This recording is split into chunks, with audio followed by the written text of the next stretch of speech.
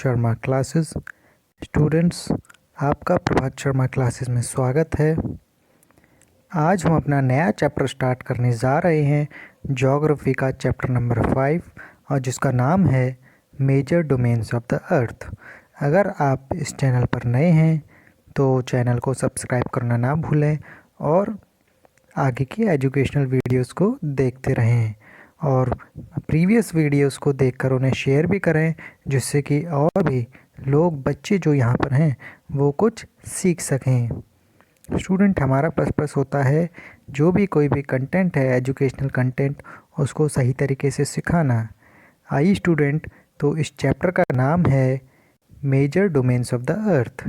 Major domains का मतलब होता है एरिया, क्षेत्र जिसको हम बोलते हैं। तो स्टूडेंट्स, हमें पता है कि हम जो है अर्थ प्लैनेट पर रहते हैं जिस पे लाइफ पॉसिबल है, और अर्थ दो पार्ट से मिलकर बनी है, क्योंकि अर्थ पे लैंड भी है और वाटर भी है। ठीक, तो लैंड वाले पार्ट को हम बोलते हैं कॉन्टिनेंट और वाटर वाले पार्ट को बोलते हैं हम ओशियन।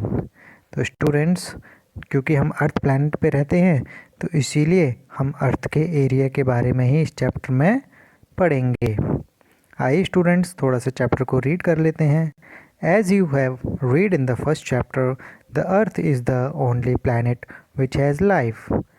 आपने फर्स्ट चैप्टर में पढ़ा था कि अर्थ एक ऐसा प्लैनेट है जहाँ पर लाइफ पॉसिबल है, क्योंकि अर्थ वहाँ पर लाइफ इसलिए पॉसिबल है क्योंकि वहाँ पे सही अमाउंट में ऑक्सीजन पाई जाती है, लैंड है रहने के लिए, और वाटर है जहाँ पे लोग यूज़ करते हैं उस पानी को। तो स्टूडेंट्स, जिसकी वजह से हमारी लाइफ वहाँ पे लोग वहाँ पर रह सकते हैं। Human beings can live here because the life sustaining elements of land. वहाँ पर इंसान रह सकते हैं क्योंकि वहाँ पर जीवन के लिए जो एलिमेंट्स होने ज़रूरी हैं, लाइफ के लिए जो एलिमेंट्स होने ज़रूरी हैं, वो भरपूर मात्रा में पाए जाते हैं। जैसे वो एलिमेंट्स है हमारे, सबसे पहला है लैंड, वाटर एंड एयर। क्योंकि स्टूडेंट्स, लैंड पे इंसान रहता है, वाटर को यूज़ करेगा क्योंकि हमें पता है कि 1% जो है वो फ्रेश वाटर होता है, और एयर यानी कि जहाँ पे वो सांस लेगा, इसीलिए वहाँ पर लाइफ पॉसिबल है। The surface of the earth is a complex zone in which three main components of the environment meet, overlap and interact। अर्थ का जो जोन है, जो एरिया है, बहुत ही कॉम्प्लेक्स है। उसके 3 कंपोनेंट्स हैं। अर्थ के 3 कंपोनेंट ही आपस में ओवरलैप भी कर जाते हैं और एक साथ जुड़ते भी हैं।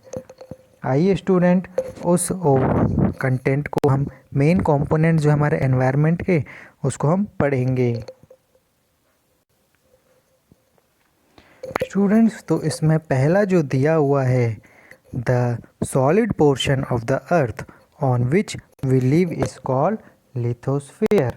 जो हमारा सॉलिड का मतलब है एक ऐसा सख्त चीज़, एक ऐसी हार्ड चीज़ जिस पे हम रहते हैं, पृथ्वी के उस हिस्से पर, उस हार्ड चीज़ पर, उसको हम लिथोस्फीयर बोलते हैं। स्टूडेंट्स, लिथोस्फीयर जो है वो ग्रीक वर्ड से बना हुआ है। लिथोस 2 वर्ड से मिलकर बना है, लिथोस फेयर प्लस स्फेयर। लिथोस का मतलब होता है स्टोन, क्योंकि स्टोन हम पता है कि वो हार्ड पार्टिकल होता है, हार्ड सरफेस होता है, और स्फेयर का मतलब एरिया। जो हम पत्थर वाले एरिया पे रहते हैं उसको हम लिथोस्फेयर बोलते हैं। The gaseous layers that surround the earth is the atmosphere. एक ऐसी लेयर होती है, यानी कि ऐसा कवच होता है जहाँ पर हमारी तरह तरह की गैसेस आती हैं, क्योंकि बहुत सारी गैसेस को मिलाकर ही हमारी एयर बनती है। स्टूडेंट्स, एटमॉस्फेयर का मतलब होता है वेपर, और स्फेयर का मतलब एरिया। वेपर भी हमारी क्या है, हमारी गैसेस की फॉर्म है। तो बहुत सारी गैसेस से मिलकर हमारे एयर मिलती है, जिसमें कौन कौन सी गैसेस प्रेजेंट होती हैं स्टूडेंट्स देखते हैं। Oxygen, nitrogen, carbon dioxide and other gases are found. Students, हमारे एटमॉस्फेयर में ये 4 तरह की गैसेस पाई जाती हैं और ये मेजर गैसेस हैं। बाकी कुछ छोटी छोटी 1% के अंदर ही हमारी कुछ गैसेस आ जाती हैं जिनको हम अदर गैसेस में शामिल करते हैं। आइए student, water covers a very big area of the अर्थ। पानी जो कि हमारे अर्थ के सबसे बड़े हिस्से को कवर करता है उसको हम बोलते हैं हाइड्रोस्फीयर, यानी कि पानी वाला एरिया को हाइड्रोस्फीयर बोलते हैं। हाइड्रो जो वर्ड है वो होडोर वर्ड से मिलकर बना है। होडोर वर्ड ग्रीक वर्ड है। होडोर का मतलब होता है वाटर, यानी कि हाइड्रोक्स का मतलब वाटर और स्फीयर का मतलब एरिया। जो वाटर वाला एरिया है उसको हम हाइड्रोस्फीयर बोलते हैं। और हमें स्टूडेंट्स ये भी पता है कि हमारी अर्थ पर जो है वो 70% हमारा वाटर पाया जाता है और 30% हमारी अर्थ है। The hydrosphere comprises water in all it's form. Hydrosphere में सब तरह का पानी आता है क्योंकि हम उनको वाटर बॉडीज़ भी बोलते हैं। हमारी वाटर बॉडीज़ हमने प्रीवियस चैप्टर में पढ़ी थी। हमारा इसमें जो है हाइड्रोस्फीयर में सब तरह की पानी आएगी, जैसे चाहे वो बर्फ़ वाला हो, चाहे वाटर हो, चाहे वाटर वेपर हो, चाहे रिवर हो, ओशियन हो, हमारा लेक हो, पॉन्ड हो, ये सारी चीज़ें हमारी हाइड्रोस्फीयर में आती हैं। जब हम जंगल में जाते हैं तो वहाँ पे हमें अगर तालाब मिलता है तो तालाब को हम पॉन्ड बोलते हैं और वो वाला एरिया हमारा हो गया हाइड्रोस्फीयर। अब नेक्स्ट है स्टूडेंट्स बायोस्फीयर। बायोस का मतलब होता है लाइफ, तो यानी कि ऐसा एरिया जहाँ पे लाइफ पॉसिबल है, जहाँ पे लाइफ के जो ज़रूरी एलिमेंट्स हैं वो सभी एलिमेंट्स पाए जाते हैं जिस एरिया में, उसी एरिया को हम बायोस्फीयर बोलते हैं। स्टूडेंट आइए ज़रा इसको रीड करते हैं। The biosphere is the narrow zone where we find land, water, air together which contains all forms of life.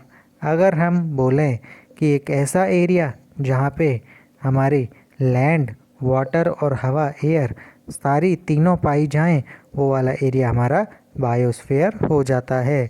और हम एक और बात ये कह सकते हैं कि combination of lithosphere, atmosphere, hydrosphere is known as biosphere. अगर मैं बात करता हूँ, सपोज करो ये हमारा जो है, अगर हम बात करते हैं ये छोटा सा सर्कल सपोज करो ये हमारा हाइड्रोस्फीयर है, बड़ा सर्कल जो है हमारा सपोज करो है हमारा लिथोस्फीयर है, और ये उससे भी बड़ा सर्कल जो है एयर है।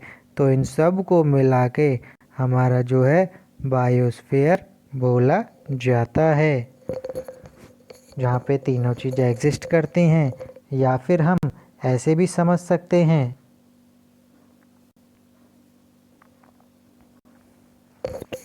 ये अगर हम ड्रॉ करते हैं, सपोज करो ये हमारा हमारा लिथोस्फीयर है, लैंड वाला एरिया, और ये वाला हमारा हाइड्रोस्फीयर है, वाटर वाला एरिया, और ये वाला हमारा एटमॉस्फेयर है, यानी कि एयर वाला एरिया। तो हम कह सकते हैं कि एक ऐसा एरिया जहाँ पे तीनों आकर मिल रहे हैं। देखिए जहाँ पे मैं राउंड कर रहा हूँ उस वाले एरिया में तीनों मिल रहे हैं, तो ये वाला एरिया भी हमारा बायोस्फीयर बोला जाता है। ये हमने डायग्राम से भी समझा। आइए स्टूडेंट लिथोस्फीयर के बारे में और डीपली पढ़ते हैं। The solid portion of the earth is called lithosphere. हमने शुरुआत में समझा था कि जो सख्त एरिया, जो हार्ड सरफेस, हार्ड पोर्शन जो होता है अर्थ का, उसको हम लिथोस्फीयर बोलते हैं। It comprises the rocks of the earth crust. यहाँ पर हमारी कुछ चट्टानें होती हैं अर्थ क्रस्ट पे जो बनी रहती हैं, and the thin layer of the soil, और यहाँ पे मिट्टी की जो लेयर होती है ये भी हमारी लिथोस्फीयर में आती है। That contain nutrient elements which sustain organism, क्योंकि हम सबको पता है सॉइल में हमारे न्यूट्रिएंट्स होते हैं, मिनरल्स होते हैं, जो कि हम अच्छे से उसकी क्रॉप प्रोडक्शन कर सकते हैं, अच्छे से खेती कर सकते हैं, क्योंकि प्लांट को उगाने के लिए न्यूट्रिएंट्स होते हैं, ज़रूरत होती है उनकी, और न्यूट्रिएंट्स हमारे सॉइल में प्रेजेंट होते हैं। There are two main divisions of the earth surface. हमें पता है कि हमारे अर्थ के सरफेस के दो पार्ट्स में डिवाइडेड है। जैसे मैंने शुरुआत में बताया था, the large land mass are known as continents. जो हमारा अर्थ की बात करें, जो धरती है, ज़मीन जो है हमारी अर्थ पे, ज़मीन वाला एरिया, उसको हम कॉन्टिनेंट बोलते हैं। And the huge water bodies are called the ocean basin. और जो हमारा पानी वाला एरिया जो है उसको हम ओशियन बेसिन भी बोलते हैं। All the oceans of the world are connected with one another. और जितने भी हमारे समुद्र हैं, जितने भी हमारे सागर हैं, ये सारे सभी एक दूसरे से कनेक्टेड हैं और इसे ही मिलकर हमारे हाइड्रोस्फीयर को बनाते हैं। Look at the map. अब हम वर्ल्ड में देखेंगे और उसमें हम अलग अलग पढ़ेंगे लैंड मास वाला कौन सा एरिया है और ओशन बेसिन कौन सा है। Of sea water remains the same everywhere. हर जगह समुद्र के पानी का लेवल अलग अलग है, बट अगर हम बात करें elevation of land is measured from the level of sea which is taken as 0। अगर हम बात करें कुछ जगह पे लैंड की हाइट जो है, एलिवेशन का मतलब होता है स्टूडेंट हाइट, और कभी कभी लैंड की हाइट अलग अलग लेवल पर अलग अलग होती है, बट उसकी जब हम मेज़र करते हैं उसकी हाइट, लैंड की एलिवेशन को, हाइट को, तो वो समुद्र के सरफेस से मेज़र करी जाती है और वो वाला सरफेस हमारा 0 लिया जाता है। अब सपोज़ करिए ये हमारा यहाँ पर, सपोज़ करिए हमारा यहाँ पर ये हमारा पानी जा रहा है और हमने क्या किया, इसके हमारा सपोज़ करो यहाँ पे हमारा ये माउंटेन बना हुआ है, तो पानी का सरफेस जो है ये वाला होगा, तो यहाँ से इस सरफेस से इसकी हाइट नापी जाएगी और ये वाली चीज़ 0 ली जाएगी, और इस 0 से जो हमारा बॉटम वाला जो एरिया है यहाँ से इसकी हाइट नापी जाएगी, और जितनी हाइट आएगी वो उसका एलिवेशन ऑफ द लैंड बोला जाता है।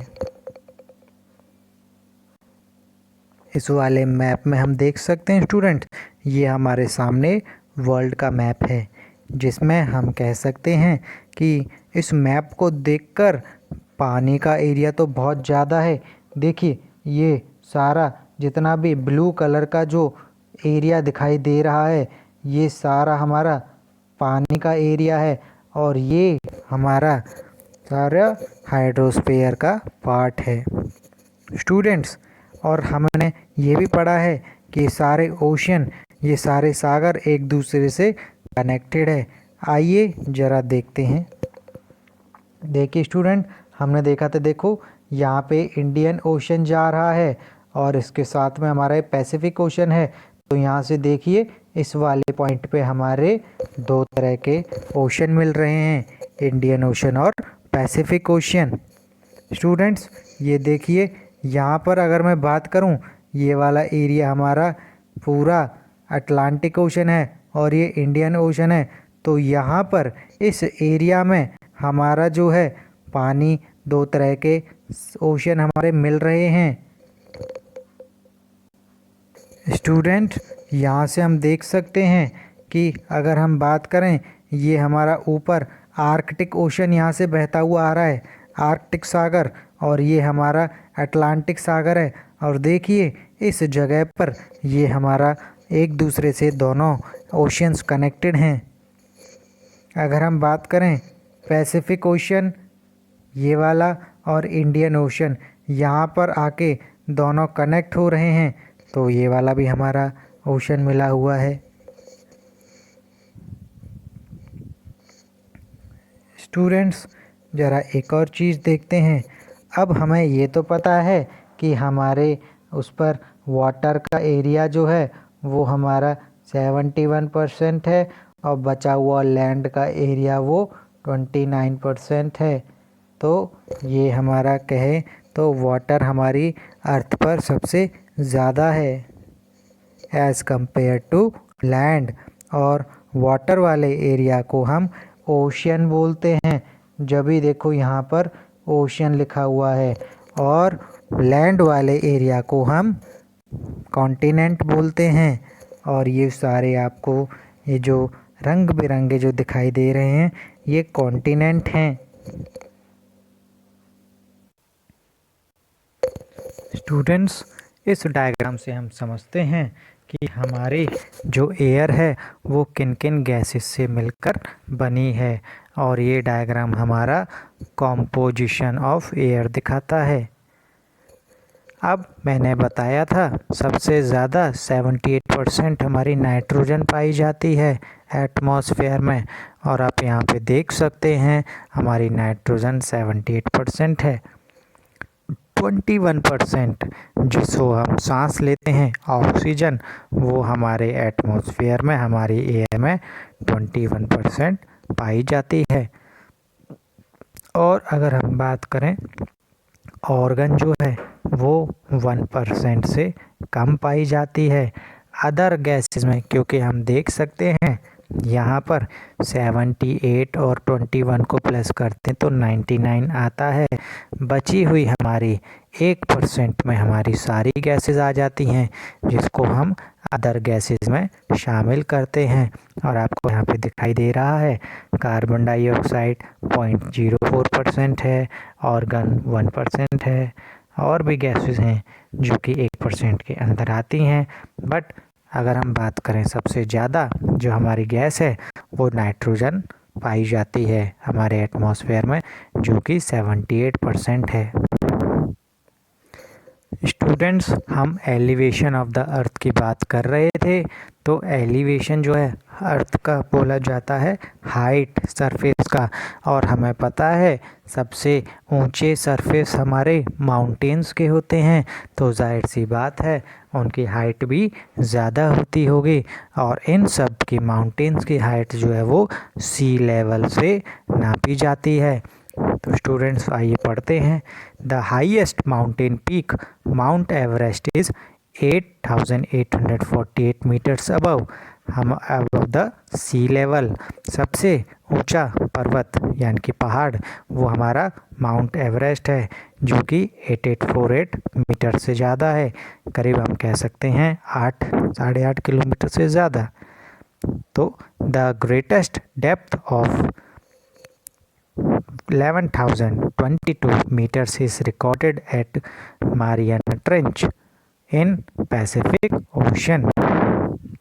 मारियाना ट्रेंच की बात करें, अब जैसे हमने ऊंचाई की बात करी थी, क्योंकि ऊंचाई के मामले में तो हमारे माउंटेन्स ऊंचे होते हैं, ऐसी अगर हम गहराई की बात करें तो गहराई जो है वो मारियाना ट्रेंच है जो कि पैसिफिक ओशन में एग्जिस्ट करती है।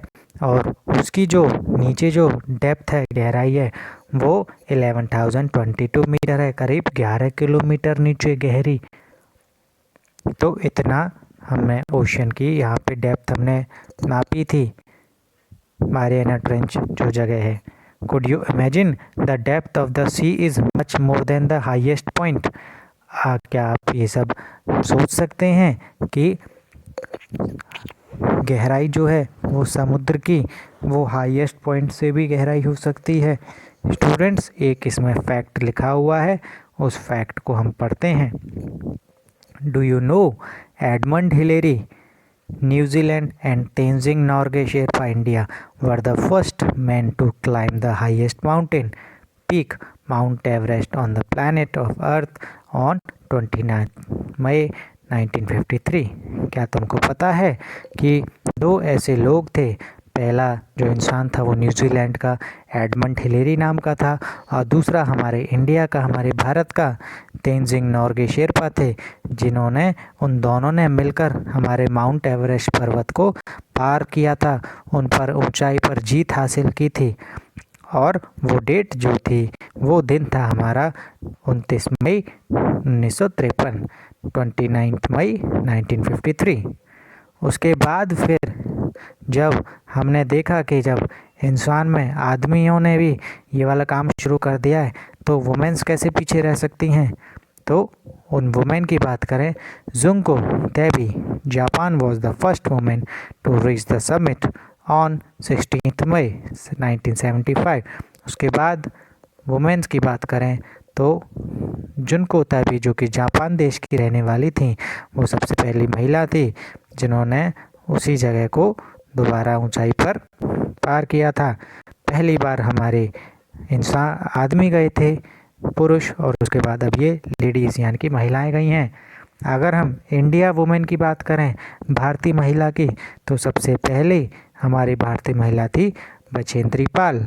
उन्होंने माउंट एवरेस्ट को 23 मई 1984 वाले दिन उन ऊंचाई पर जीत हासिल की थी।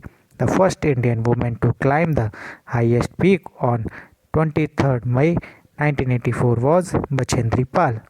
आइए स्टूडेंट, इन सभी की हम पिक्चर्स देखते हैं, Edmund Hillary, Tenzing Norgay, Junko Tabei और बछेंद्री पाल की, क्योंकि इन सभी ने माउंट एवरेस्ट की चोटी तक जीत हासिल की है चढ़ाई कर कर। स्टूडेंट्स, ये आप देख सकते हैं इस पिक्चर में कि ये दो वही इंसान हैं, एडमंड हिलेरी और तेंजिंग नॉर्गे शेरपा।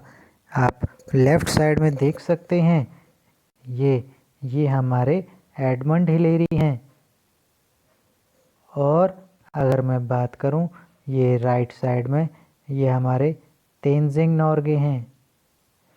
तेंजिंग नॉर्गे जो थे हमारे इंडिया के रहने वाले हैं, और ये बात करूं एडमंड हिलेरी, ये हमारे न्यूजीलैंड के रहने वाले हैं।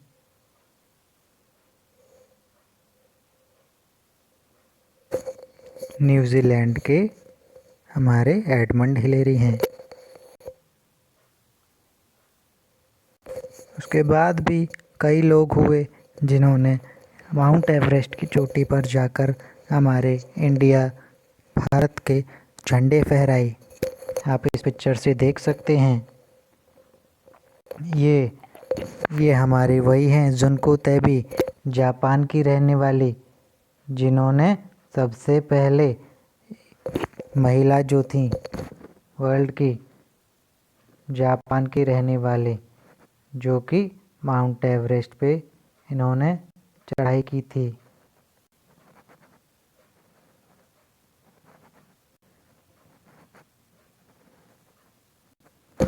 ये सबसे पहली इंडिया की लेडी हैं, महिला, जिन्होंने माउंट एवरेस्ट की चोटी पर जीत हासिल की थी। इनका नाम है बछेंद्री पाल। और आप इंडिया के फ्लैग से देख सकते हैं, ये हमारे देश की महिला हैं।